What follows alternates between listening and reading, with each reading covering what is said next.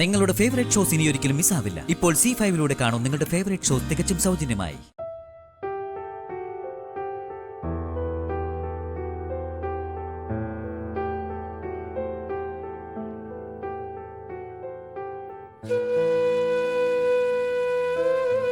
സച്ചേട്ടാ,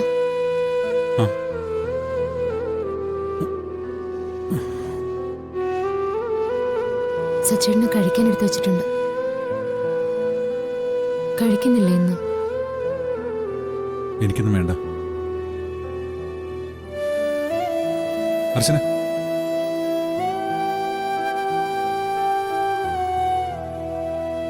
തനിക്കെന്നോട് ദേഷ്യമല്ലേ?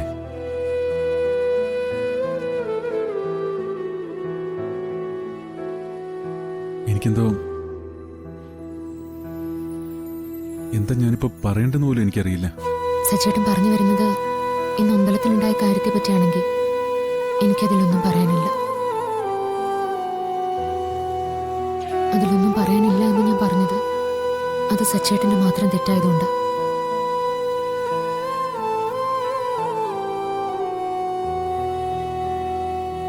സച്ചേട്ടന് എന്താ പറ്റിയെന്ന് എനിക്കറിയില്ല. പക്ഷെ അതെന്തായാലും ഈശ്വരനടയെ വെച്ച് വേണ്ടായിരുന്നു.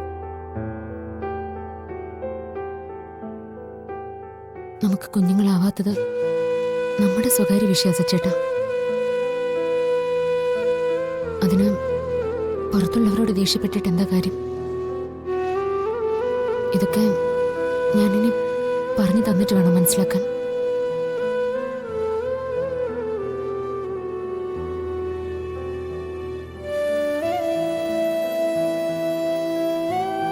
താൻ പറയണ്ട, അല്ലാതെ തന്നെ എനിക്ക് മനസ്സിലാവും. എനിക്കെന്തോ അപ്പോ സമനില തെറ്റിയതുപോലെ ആയിപ്പോയി. താൻ എന്നോട് ക്ഷമിച്ചേക്ക്. ഞാൻ ക്ഷമിച്ചു എന്ന് പറഞ്ഞാലും ഈശ്വരൻ ക്ഷമിക്കണ്ടേ സച്ചേട്ടാ? നമ്മൾ എന്തിനാ അമ്പലത്തിൽ പോയത്? അതുപോലെ മറന്നല്ലേ സച്ചേട്ടൻ പെരുമാറിയത്? എടോ, താൻ എന്നെ ഇങ്ങനെ കുറ്റപ്പെടുത്താതെ. പറ്റിപ്പോയി. അതിലെനിക്ക് നല്ല കുറ്റബോധമുണ്ട്. അതിന്റെ കൂടെ താനും കൂടി ഇങ്ങനെയൊക്കെ പറഞ്ഞ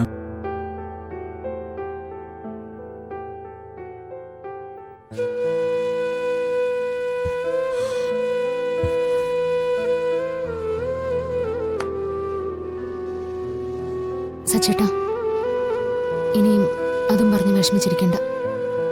എനിക്കതിലൊരു പരാതിയിനില്ല. അതൊക്കെ കഴിഞ്ഞ കാര്യമല്ലേ.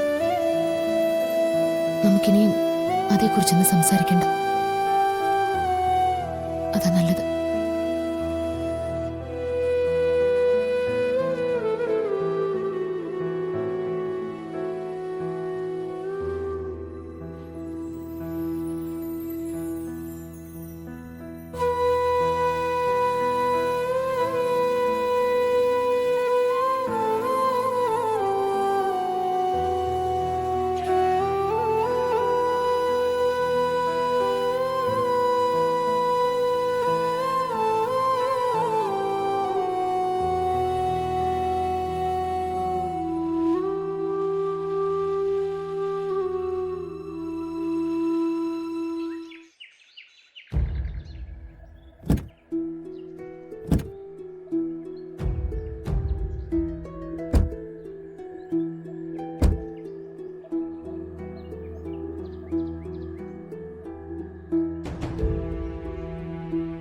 ഞാൻ ചോദിച്ചതിന് ഡോക്ടർ ഉത്തരവൊന്നും പറഞ്ഞില്ലല്ലോ.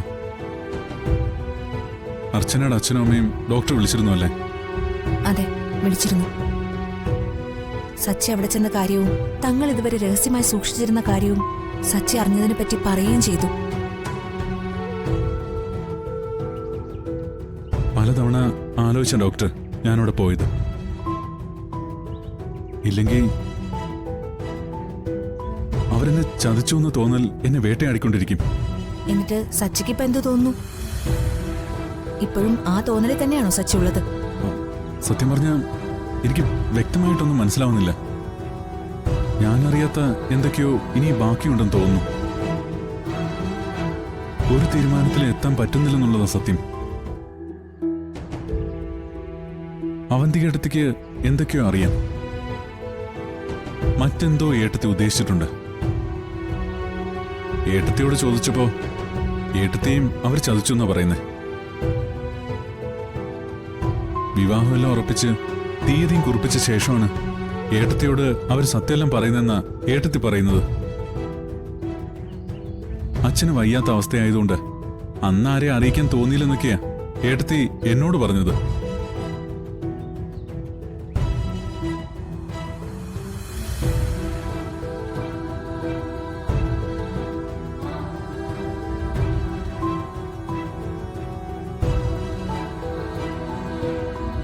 ഇതിപ്പോ ആര് വിശ്വസിക്കണം, ആര് പറയുന്നതാണ് സത്യം എന്നൊന്നും എനിക്ക് പിടികിട്ടുന്നില്ല.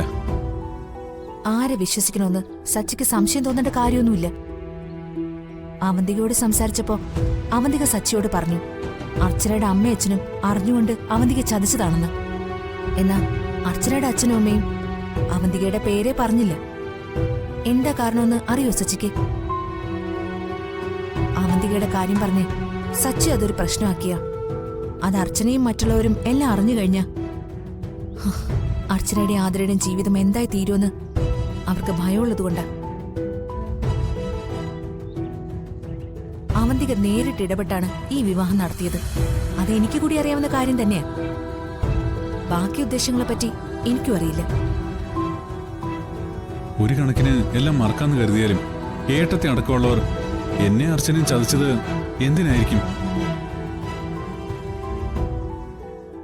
ആ ചോദ്യം മനസ്സിൽ കൊണ്ടു നടന്നു തന്നെ ഞാൻ മറ്റൊരു കാര്യം തീരുമാനിച്ചു.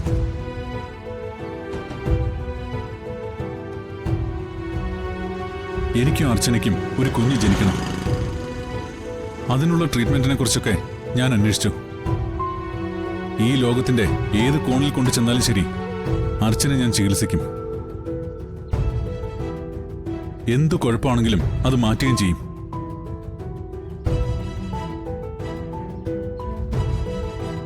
ഡോക്ടറുടെ പേടി എനിക്ക് മനസ്സിലാവും. പക്ഷേ അറിയിക്കണം ഡോക്ടർ. മുഴുവൻ സത്യങ്ങളും അർച്ചന അറിയണം. വലിയൊരു തകർച്ചയിലേക്ക് പോകുന്ന അവളെ ഞാൻ ജീവിതത്തിലേക്ക് കൊണ്ടുവരും. അതിനെനിക്ക് സാധിക്കുമെന്ന് എനിക്ക് നല്ല ഉറപ്പുണ്ട്.